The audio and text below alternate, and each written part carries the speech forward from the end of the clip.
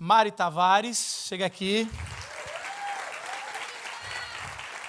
Doutorando em História Literária, pesquisadora, educadora. Queria chamar o Lucas Barbosa, também cantor, poeta, bacharel em Filosofia.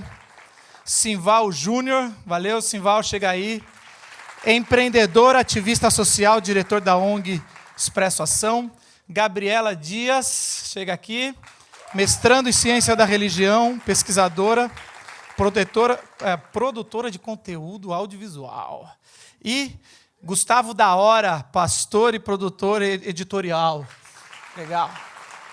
E eu vou ficar aqui. E também gostaria de chamar aqui na frente o pastor Ed René Kevitz.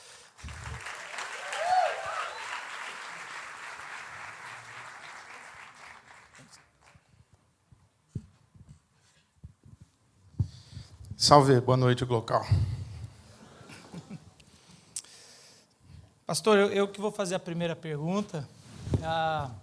Santos Futebol Clube, meu time. Então tá aí. Ainda tá, não. Tá aí a torcida do Not Santos. yet. Faz tempo que eu não via. Vamos lá. Em 2010, o Globo mostrou uma estatística de que uma igreja sai o seu CNPJ por hora no Brasil. Então, isso aí gera várias consequências. E aí vem minha pergunta sobre essa informação. Qual é a consequência de um país que está gerando igrejas com essa quantidade e como realmente poder ser luz no meio de tanta instituição que é mais uma lavagem de dinheiro ou outras coisas desse tipo aí para não pagar imposto?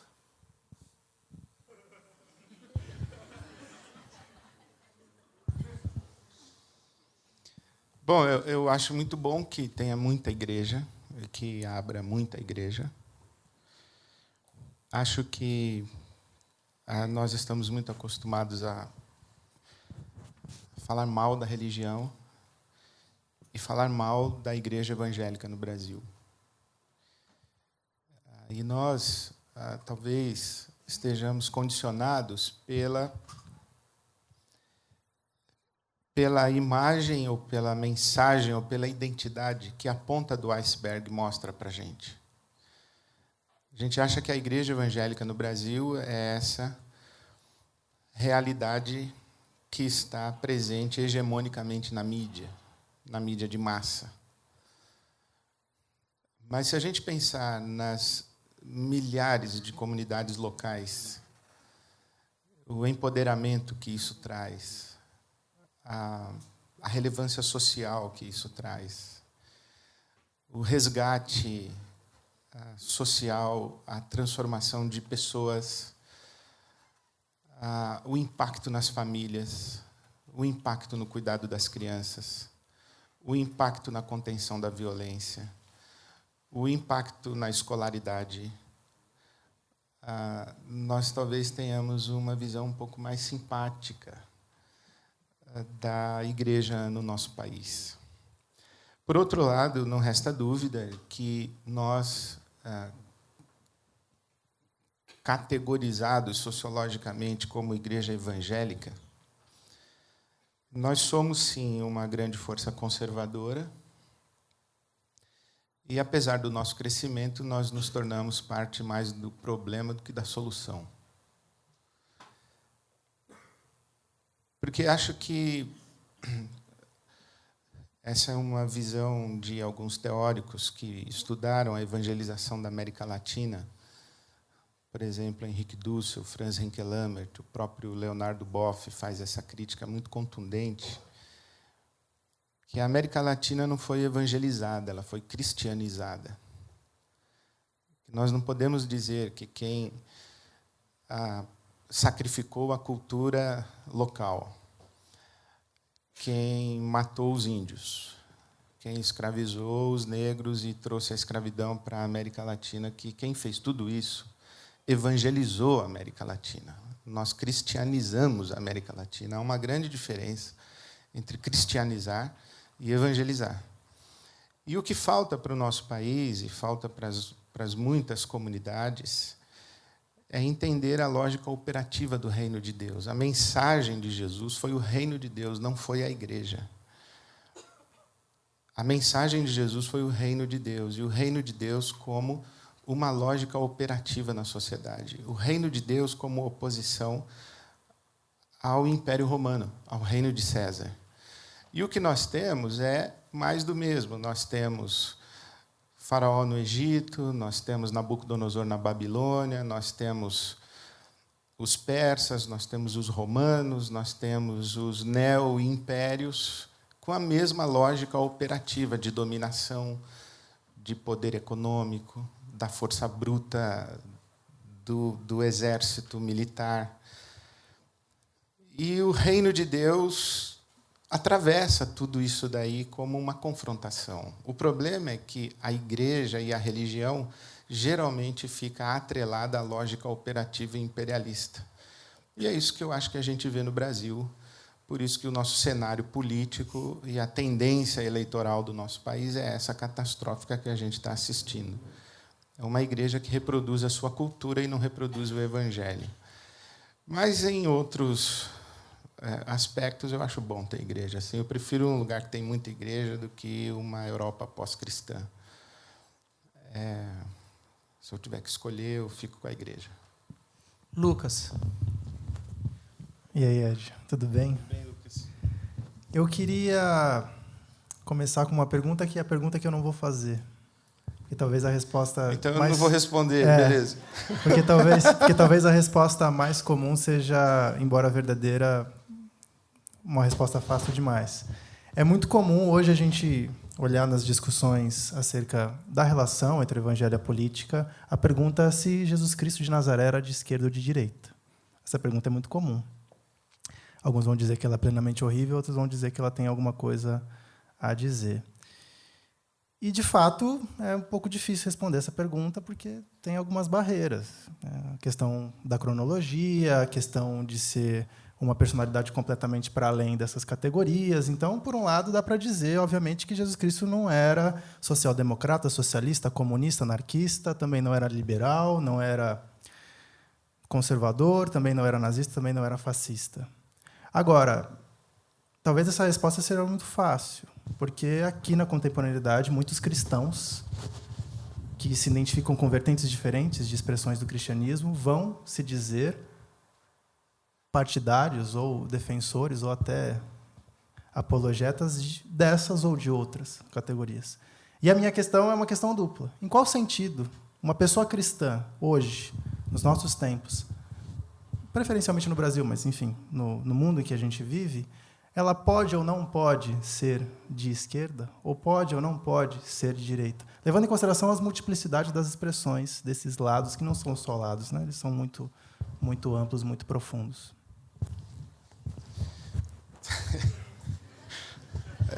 Muito bem.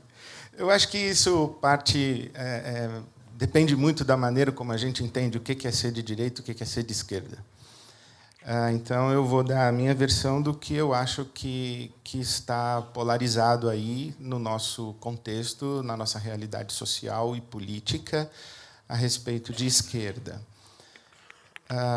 A maioria das pessoas associa ser de esquerda com ser comunista, com ser socialista, com ser marxista, de optar pelo marxismo e o materialismo dialético e a luta de classes como instrumento de leitura de sociedade, o ateísmo embutido no marxismo como sendo o conjunto diabólico que nos impediria, como cristãos, de fazermos uma opção pela esquerda.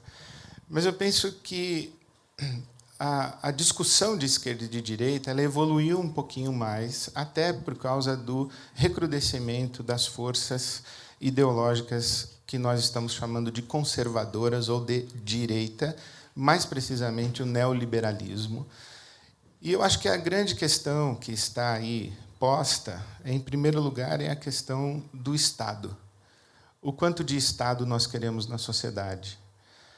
A direita tem a tendência de dizer menos Estado e mais mercado, e a esquerda diz mais Estado e menos mercado, ou um Estado regulador da economia. Isso é muito importante. Talvez uma das grandes discussões do nosso momento social e político seja essa compreensão do papel, do valor e da importância do Estado. A Operação Lava Jato trouxe para nós, ou retroalimentou em nós, a ideia de que a política é suja, de que todos os políticos são corruptos, de que o problema do nosso país é o Estado e é o governo. E a solução é entregar para os empresários, para o mercado ou para os militares. Deus tenha misericórdia de nós. Mas, por trás dessa discussão, existe uma palavra que talvez as pessoas não estejam levando em consideração, que é o direito. O pessoal que defende menos Estado e mais mercado diz o seguinte, que você não tem direito à educação, você não tem direito à moradia, você não tem direito à saúde. Você tem direito a comprar serviços de educação, comprar serviços de saúde e vender serviços de educação e vender serviços de saúde. Vocês estão rindo do quê? O que rolou? Beleza. Então, você não tem direito de ter, você não tem direito de ter acesso, você tem direito de participar do mercado. Quando você esvazia uma sociedade da presença do Estado, quem é que garante o direito? É o Estado. Quando você diz menos Estado, isso equivale a menos direito. Por isso, eu faço parte do grupo da sociedade que diz que mercado é um território que precisa de regulação, porque ele é darwinista, ele é competitivo, ele é meritocrático, ele é desproporcional, e eu acredito na necessidade de um Estado forte que garanta direitos, especialmente das populações mais vulneráveis e empobrecidas, porque rico não precisa de Estado. Quem precisa de Estado é o pobre. Rico tem plano de saúde. Rico tem carro blindado. Rico tem casa própria. Rico coloca filho na escola paga. Nós precisamos de um Estado forte, de um Estado que garanta acesso à nossa população. A segunda coisa que eu acho que está em discussão na direita e na esquerda é o debate sobre direitos humanos. A esquerda tem uma índole, uma tendência e um pendor a defender mais as pautas de direitos humanos e a direita menos. É uma tendência. A gente ouve que quem defende direitos humanos defende vagabundo, defende bandido. Ninguém se levanta para falar da policial que foi morta, só para falar do problema do vagabundo, do bandido e tal. Então, defender direitos humanos é uma coisa de esquerda. Bom, mas o país é um país, o Brasil é um país onde os ativistas de direitos humanos morrem assassinados. No ano passado, mais de 70 ativistas de direitos humanos morreram assassinados no nosso país.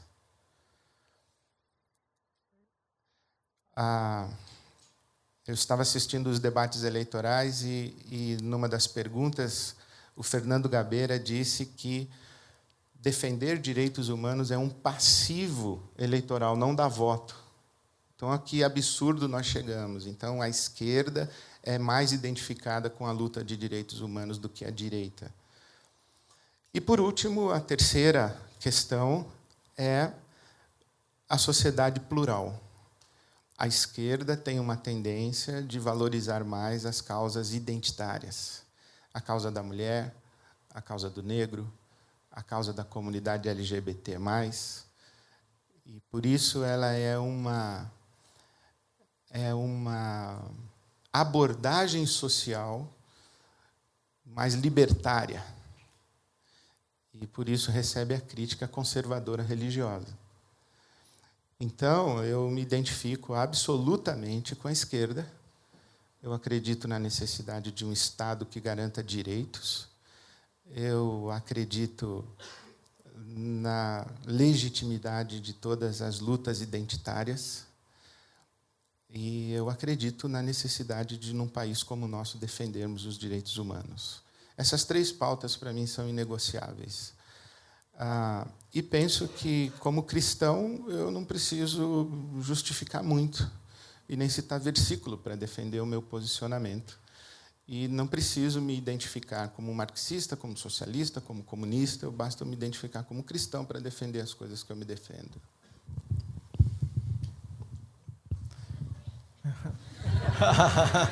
Amém. Bom, Ed,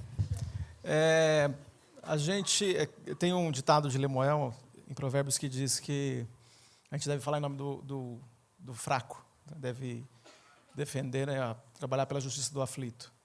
E a minha pergunta é sobre a questão da pobreza. A ONU tem 17 objetivos de sustentabilidade, e o primeiro desses objetivos tem a ver com a erradicação da pobreza. E lá consta os milhões que ela conta, o Banco Mundial de outro jeito, faz outra conta, porque pobreza para cada um é de um jeito. Pobreza para um é carência social, no sentido de ter alimento, mas faltar educação, informação, por exemplo. No caso da ONU, está falando de falta de alimento, vestuário e abrigo. Entendendo o que Jesus fala para a igreja de Laodiceia, colocando a pobreza numa questão mais ontológica, porque a igreja de Laodiceia é uma igreja de pessoas ricas, naquela descrição, como um cristão pode definir pobreza nos dias de hoje?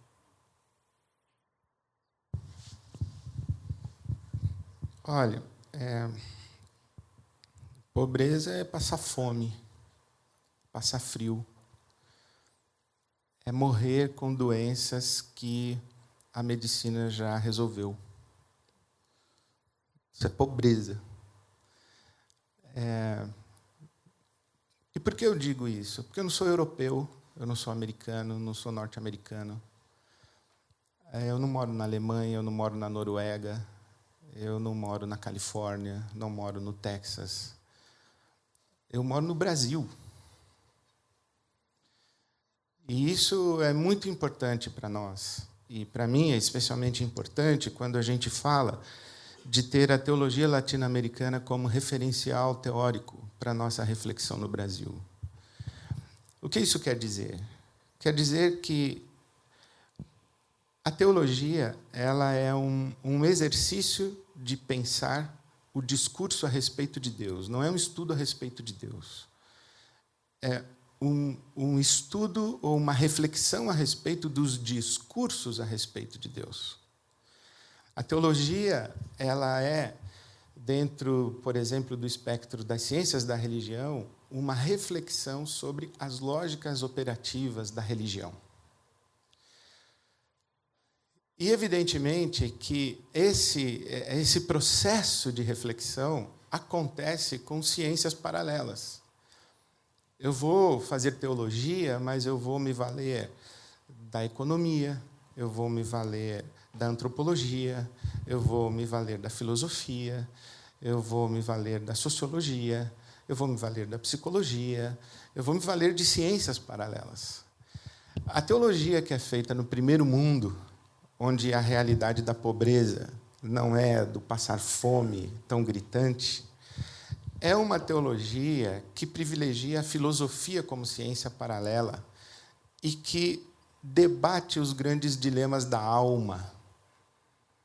A teologia feita na América Latina e nos países de terceiro mundo é uma teologia que tem que dar respostas a esses dilemas que nós estamos enfrentando no Brasil, que é a morte de mulheres que vão fazer aborto em clínicas clandestinas e essa carnificina de mulheres pobres no nosso país e na América Latina e nos países de terceiro mundo. nós estamos lidando com esse nível de pobreza, nós estamos lidando com o esgoto a céu aberto, nós estamos lidando com 50% da população de crianças até 14 anos de idade fora da escola.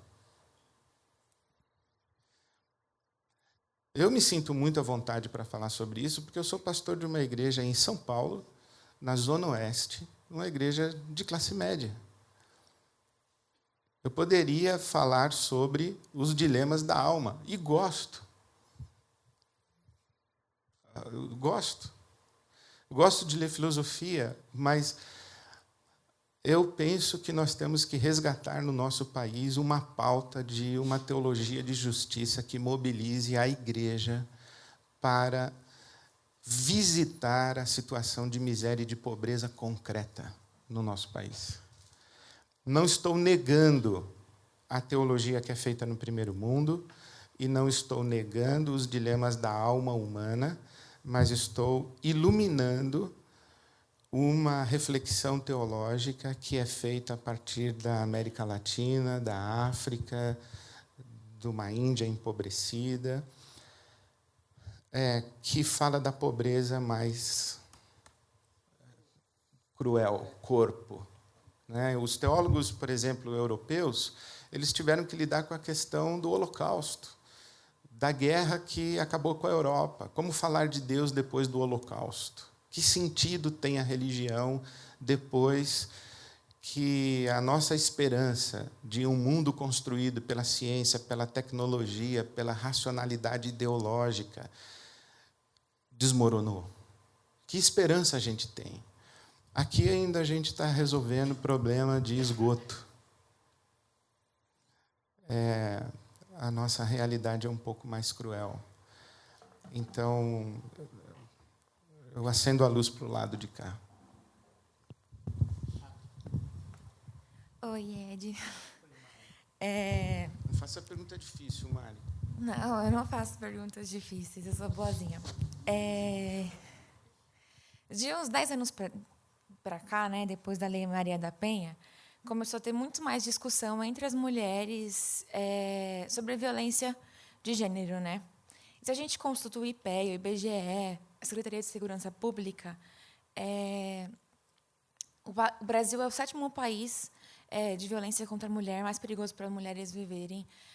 48% dos homens concordam totalmente de que, se as mulheres soubessem como se comportar, haveria menos estupros. 54% das mulheres que já sofreram algum tipo de violência física, 40% delas são mulheres evangélicas. Então, a minha pergunta vai nessa direção. É evidente que as mulheres precisam protagonizar esse debate, porque esse debate elas são as pessoas diretamente afetadas, né? Só que esse debate não pode ser uma via de mão única. Os homens também têm que participar desse debate para ouvir as mulheres. E, diante desse último dado de que 40% dessas mulheres que sofrem violência são evangélicas e seus maridos também frequentam a igreja, como os homens podem participar dessa discussão e o que a igreja pode fazer nessa direção? Primeiro tem que se arrepender, pedir perdão. Eu acho que nós, pastores e nós, líderes eclesiásticos, temos uma grande responsabilidade, uma parcela nisso. Mas eu acho que a nossa cultura religiosa, que justamente trata das questões espirituais, da metafísica, do mundo abstrato, que ser cristão é entregar o coração para Jesus e ter Jesus como seu Salvador, para você ir para o céu quando você morrer. O evangelho que é pregado como uma abstração subjetivista, né? Eu creio que Jesus é o Filho de Deus, é o meu Salvador, e eu sou calvinista, sou arminiano, sei lá o que eu sou. Essa pergunta deve aparecer daqui a pouco, né? A gente fica discutindo isso, sobre quem é que vai para o céu e quem é que não vai para o céu. Essa é universalista. Enquanto os teólogos estão batendo nas suas esposas dentro de casa ou batendo nas mulheres e e cometendo esse abuso e tudo mais, o abuso infantil e etc., a violência doméstica nesse nível. Então, eu penso que as causas identitárias, elas chegaram e elas estão entrando pelas portas das nossas igrejas e não é mais possível a gente deixar de tratar esse assunto.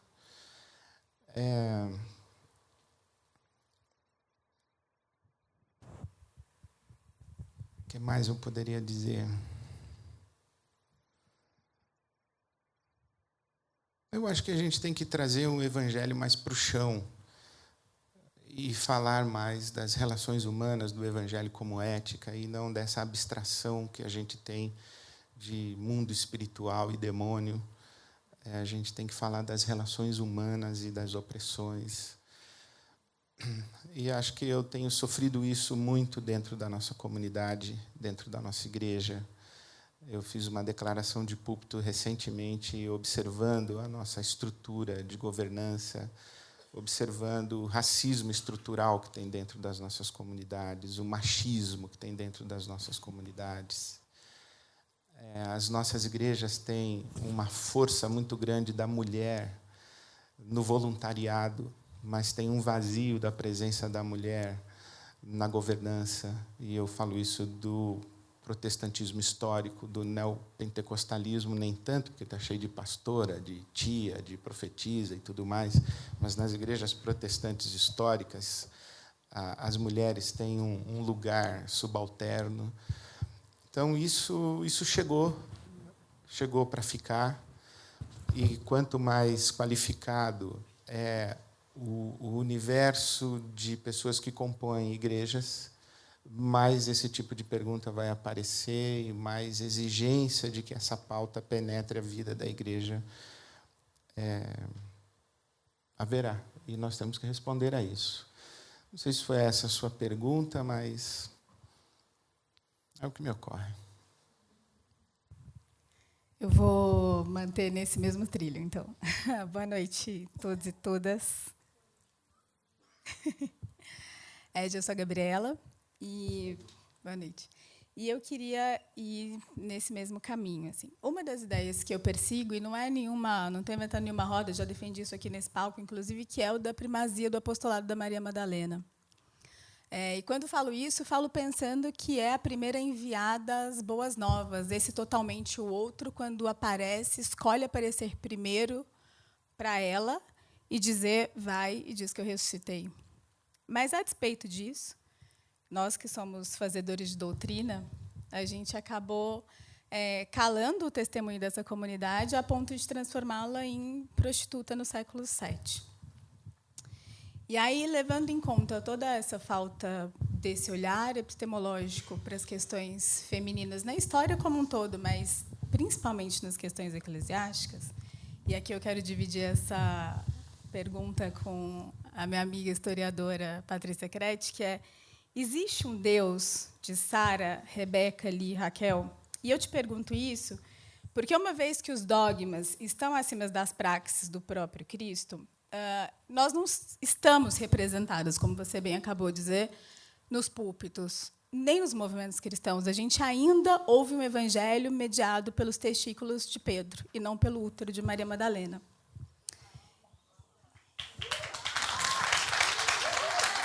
Presente. E é engraçado porque os textos canônicos dizem que o Cristo preferiu as nossas lágrimas à elite religiosa. Ele preferiu, num poço para estrangeira, nós, estrangeiras nas nossas próprias terras, ainda que estrangeiras, mas estávamos à plena luz do dia e não tivemos vergonha de dizer que não tínhamos o marido. Para ela e para nós, ele disse, ego emi, eu sou. Então, pensando nisso tudo, eu queria saber de você se, para se apropriar desse Cristo, nós vamos ter que fazer como fizeram as sufragistas, as escravas, ainda que livres, e nos reunir e ter igrejas que são só de mulheres, para que a gente consiga ouvir e que a gente tenha o direito de ser mulher e livre a partir de um Cristo que veio para todos e todas. Ah, e mais uma coisa, você acha que a nova onda do feminismo é cristã? Eu vou de trás para frente. Não e não. Não e não. Eu não acho que igreja só para mulheres seja uma solução e que a nova onda do feminismo seja cristão, porque não existe feminismo, existem feminismos. Do que nós estamos falando? De qual feminismo nós estamos falando, né? Mas, sim, esse discurso seu, Gabi, ele mostra para todos nós como a discussão teológica e a construção da lógica religiosa ela acontece encarnada no seu contexto histórico, social, cultural. A Bíblia é um texto de revelação que brota num solo de uma sociedade patriarcal, masculina. O Deus da Bíblia é pai. O filho não é uma filha. A tradição ortodoxa oriental diz que o Espírito Santo faz o papel da mãe. Inclusive, os ortodoxos orientais oram ao Espírito Santo chamando-o de mãe. É uma figura bonita da Trindade, mas que é completamente estranho à tradição ocidental. A mulher na Bíblia é Eva, é a maldita, é a que desgraçou o homem. Ela é um instrumento da serpente. Foi por ela que entrou o pecado no mundo. A mulher, ela foi criada em segundo lugar. Primeiro Deus fez o homem, depois fez a mulher. Essa percepção, essa construção teológica é retroalimentada e repetida à exaustão. Mas esqueceram-se os teólogos, e esquecemos-nos nós ainda hoje, que na própria narrativa bíblica existe a lógica de desmantelamento dessa condenação da mulher. E o apóstolo Paulo é o grande cara que vai fazer isso. Porque ele diz duas coisas, em Coríntios e em Timóteo, quando ele escreve a carta à igreja de Corinto e quando ele escreve a carta a Timóteo. Ele diz assim, que a mulher deve ficar em silêncio na igreja porque ela foi criada depois e foi enganada primeiro. Mas ela é salva dando à luz filhos. Então é o filho da mulher, é o fruto do ventre da mulher que esmaga a cabeça da serpente. E Paulo diz que, se é verdade que o homem foi criado primeiro, depois a mulher, também é verdade que o homem nasce do ventre da mulher. Então, no Senhor não há macho nem fêmea, porque Cristo é tudo em todos. Então, a própria Bíblia desmonta essa lógica, mas a religião faz questão de perpetuar e refletir o seu ambiente cultural. E isso talvez seja uma grande crise para todos nós, e eu não falo como quem tem uma solução, como quem tem uma resposta, eu falo como alguém que é solidário com essa crítica de por que a expressão histórica do cristianismo é muito mais assimilada pela sua cultura e reflete muito mais a sua cultura e os valores da sua cultura. Se a gente fizer uma pesquisa na igreja, como a Mari acabou de citar, a igreja é homofóbica, a igreja é machista, a igreja é racista. Tem tudo isso. A igreja é totalitária, a igreja também... acho que se fizer uma pesquisa na igreja evangélica, ela vai aprovar a redução da maioridade penal, vai aprovar que todo mundo tem que ter um revólver na bolsa, vai dizer que bandido bom é bandido morto. A igreja evangélica é isso. Por que o evangelho não tem essa força de transformação dos valores de uma sociedade? Essa é a nossa angústia. Essa é a nossa angústia. E por isso é que eu me identifico com uma teologia latino-americana que tem um viés mais profético, que traz a pauta social para dentro do debate religioso e que é satanizado e demonizado, porque quando a gente fala dessas coisas, a gente é comunista, a gente é petralha, a gente é de esquerda, a gente é não sei o quê, não sei o quê. Não, a gente é crente. A gente lê a Bíblia. Eu aprendi isso lendo Bíblia. Eu sou cristão. Mas eu não acho, não, Gabi, que uma igreja só de mulheres resolve. Eu acho que polariza mais. Eu acho isso. Nós temos que trazer esse debate para dentro da igreja e vocês têm que falar e a gente tem que apoiar, pedir perdão, fazer o nosso meia-culpa, se arrepender mesmo e somar com vocês nessa pauta que é muito legítima.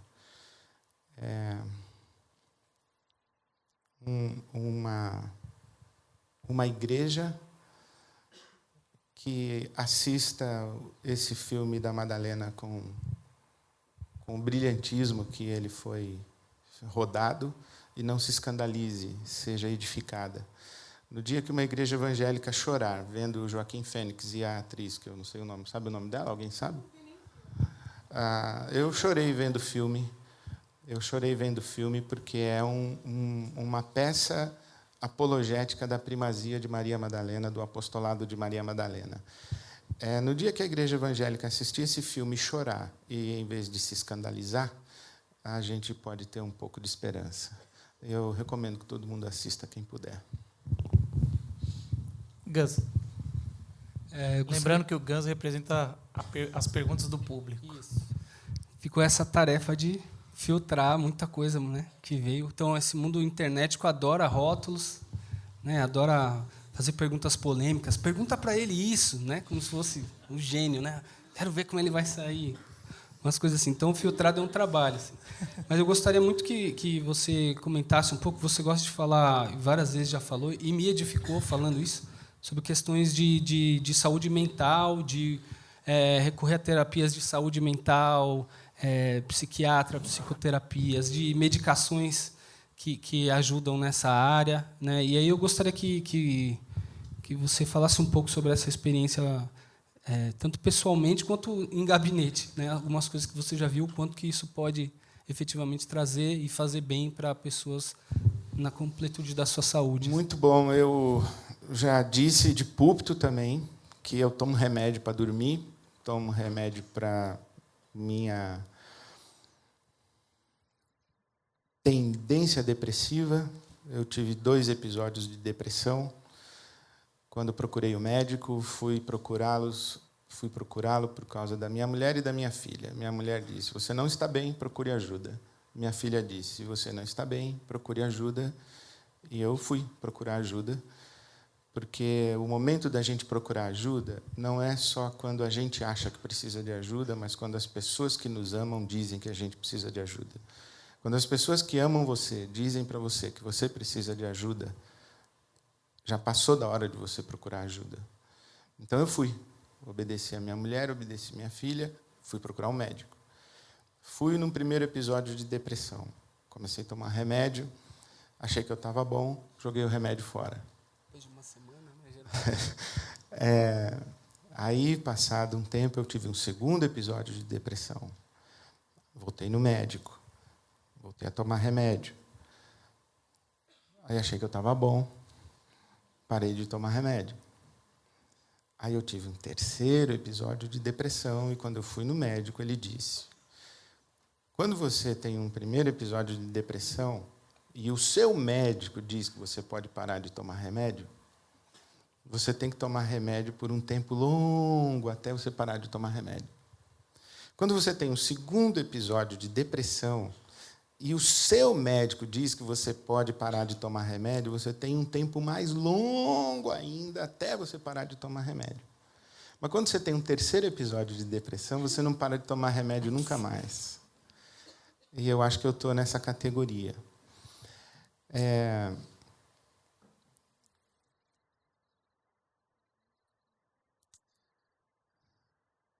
O que isso diz? Diz que nós temos que dar graças a Deus pela medicina. Eu uso óculos porque eu não tomaria remédio. Você não tem fé para curar só? Não é? A fé que eu tenho... tomar o dentista sem Então, anestesia. Eu é quero ver essa interessante. fé. A fé que eu tenho para lidar com a minha depressão, com a luta que eu tenho com isso, é a mesma fé que eu tenho para cuidar do meu astigmatismo, da minha miopia. Né? A pessoa... Por quê? Porque a saúde mental não é apenas uma questão de terapia, de psicólogo. O psicólogo conversa, o terapeuta conversa, o psicanalista conversa. Na expressão genial do Freud, é a cura pela fala. Ajuda você a elaborar suas dores, seus conflitos, seus traumas. É a cura pela fala, né? O confessar, o homologar, etc. Só que remédio, que o psiquiatra ele dá remédio, porque é uma questão da química do seu cérebro, dos neurotransmissores. É dopamina, endorfina, serotonina, noradrenalina, quando o seu cérebro não produz direito essa química, por alguma razão. O remédio ajuda isso. E eu agradeço a Deus o meu psiquiatra, agradeço a Deus o meu remédio, e a minha qualidade de vida depois disso é extraordinária, imensamente superior. Encorajo o pessoal a que procure. Mas eu acho que a minha grande sugestão, a minha grande dica é: ouça as pessoas que amam você. Elas são um espelho para você. Elas ajudam você a se enxergar. Elas ajudam você a se perceber. Elas mostram para você o seu limite. E elas fazem isso por você. Quando eu relutei em tomar remédio, é porque eu tinha uma certa preocupação de que o remédio artificializaria o meu estado de espírito. Falei, eu vou tomar remédio para ficar mais alegrinho? Eu não quero isso. Eu quero lidar com a minha tristeza, eu quero lidar com a minha depressão, com a minha melancolia. Mas isso era absolutamente fruto da minha ignorância. O remédio não deixa você mais, o remédio deixa você ok. Quando você está com depressão, você está no negativo. O remédio não deixa você feliz. Felicidade é de outra ordem. Remédio resolve química do cérebro, não resolve angústia existencial, não resolve culpa, não resolve falta de sentido para a vida, não resolve conflito de relacionamento com o pai. Remédio, você não toma remédio e depois que tomou uma semana o remédio, perdoa a irmã. Não acontece isso. Essas coisas daí estão em outra ordem.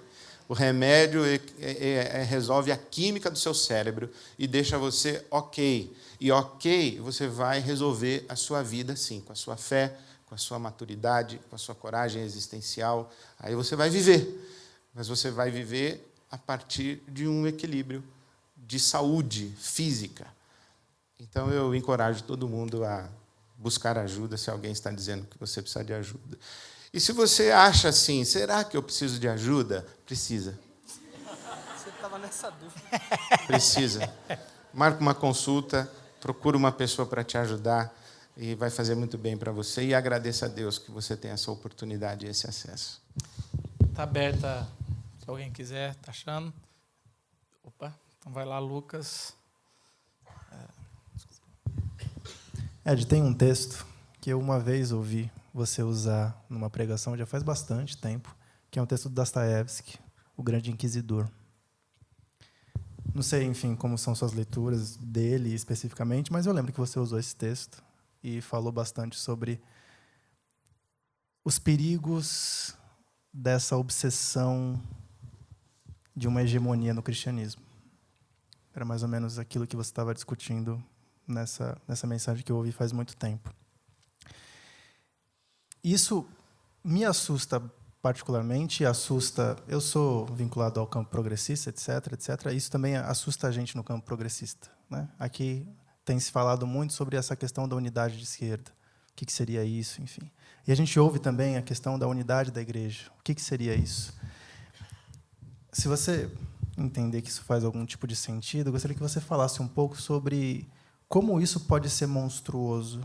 Como aquele grande inquisidor que promoveu um julgamento contra o próprio Cristo, voltando na Idade Média ali, e recebeu de Cristo a resposta do silêncio, ele estava representando, sim, a realização de um ideal de igreja. Uma igreja que controla tudo, que controla todos, desde os seus corpos até suas casas, suas relações profissionais, familiares, psicológicas, espirituais. Uma igreja que domina tudo e a todos e que viu completo problema quando Cristo apareceu, porque ela não precisava mais de Cristo ali. Se você, enfim. Muito bem. Se eu me lembro bem da conversa do grande inquisidor, ou do monólogo do grande inquisidor diante do Cristo, ali na obra do Dostoiévski, a crítica do inquisidor a Jesus é que a culpa do caos era dele, Cristo, por ter concedido à humanidade a liberdade. E o discurso é que o ser humano não sabe lidar com a sua liberdade e ele busca alguém a quem se submeter. Esta tendência nossa de fugirmos da responsabilidade pela nossa história, a prerrogativa de construirmos-nos como pessoas e de construirmos a nossa história, de construirmos um futuro que não está pronto, ele é resultado das nossas decisões e tudo mais. A crítica do inquisidor é isso. Em outras palavras, é um texto extremamente atual, no momento em que nós estamos diante de uma febre totalitária. Eu queria que você sublinhasse isso, se você puder. O que está me chamando a atenção é perceber a lógica operativa da construção social e a lógica que está sendo trabalhada nesse nosso momento, que eu já falei. Corruptos estão em Brasília, o governo é corrupto, e nós precisamos de alguém que faça a higienização da classe política e que assuma o controle com mão de ferro e coloque essa casa em ordem. Eu falei domingo no púlpito da minha igreja que eu fiquei com medo do Cabo Daciolo.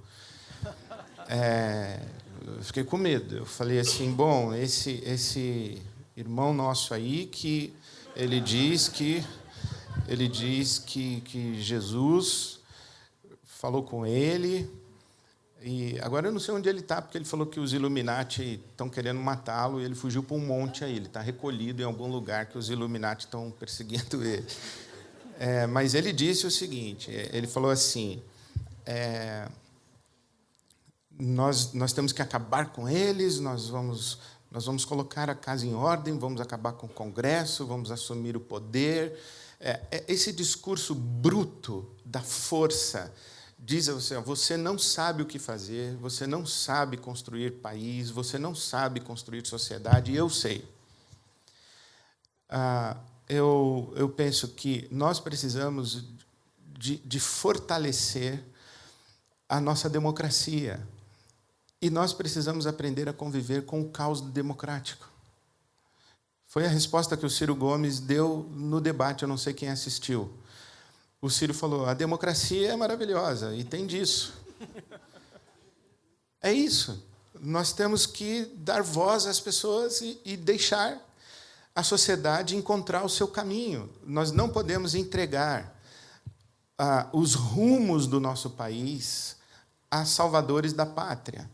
Nem ao Lula, que quer ser Messias.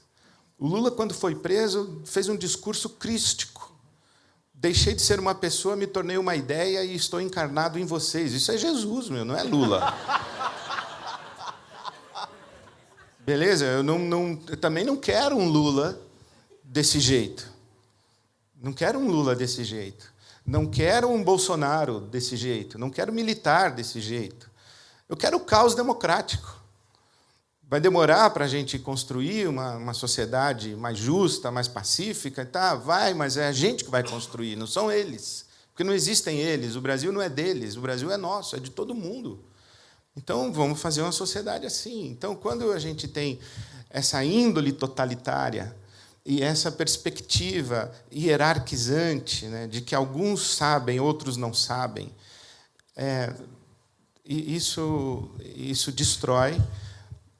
E a nossa perspectiva religiosa é construída da mesma maneira. Deus sabe e a gente não sabe.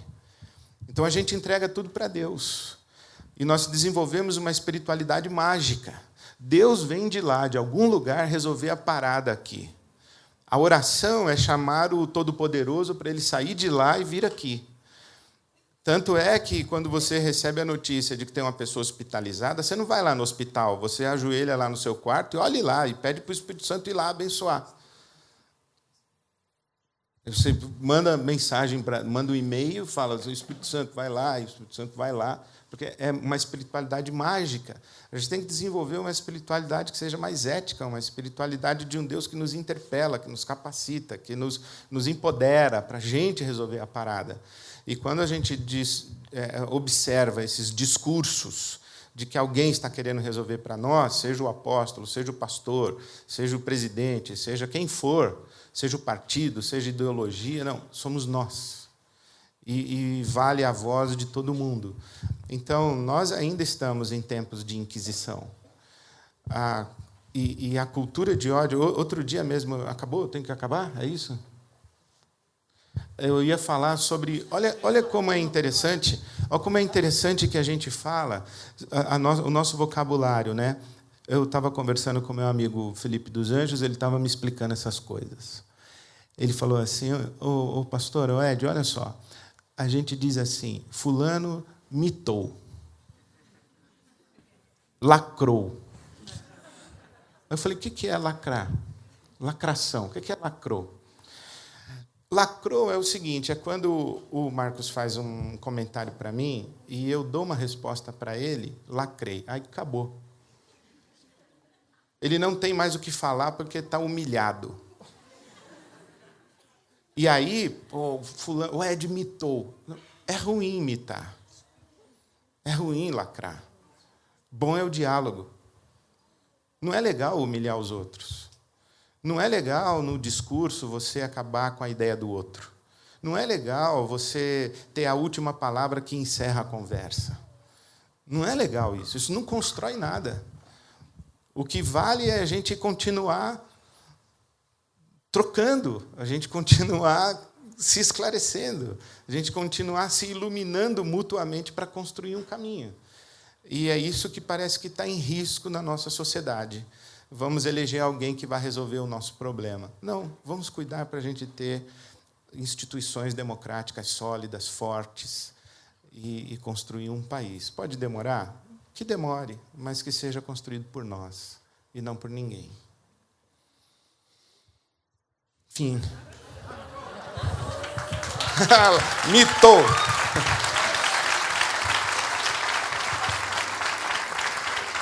Passou rápido, passou rápido. Primeiro, eu queria já deixar estendido aqui um convite para o semestre que vem, se você puder estar aqui. A gente promete, combinado. Promete faz outros tipos de perguntas.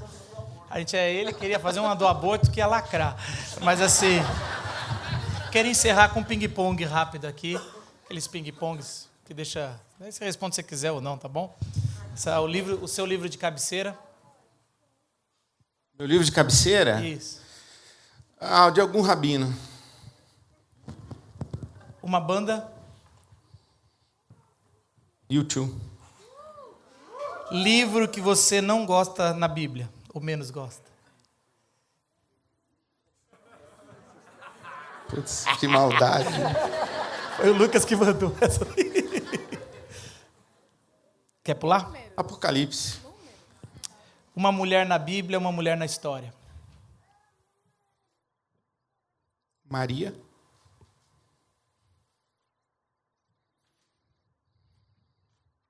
E a minha mãe.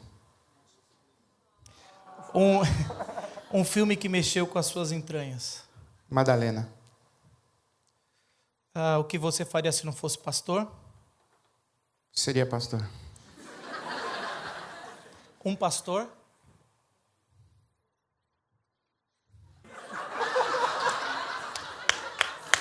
Olha lá atrás, ó.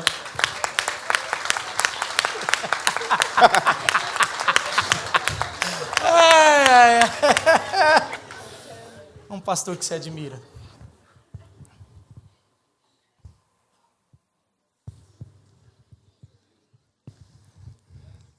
Silêncio. Cláudio Manhães. Pastor junto comigo há 30 anos. Uma frase.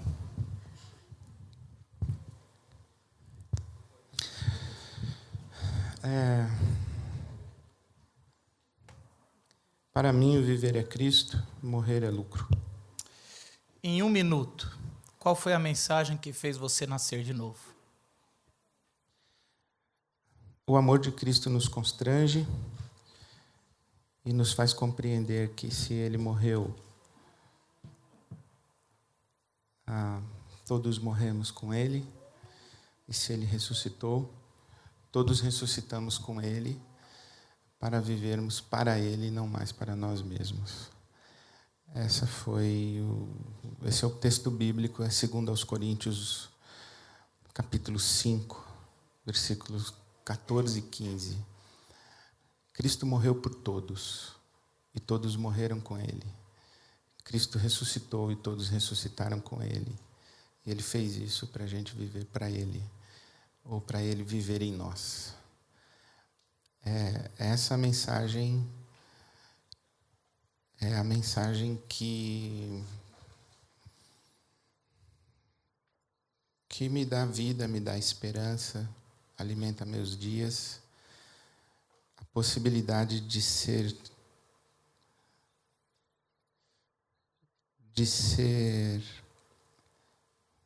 não um devoto de Cristo, mas uma expressão de Cristo.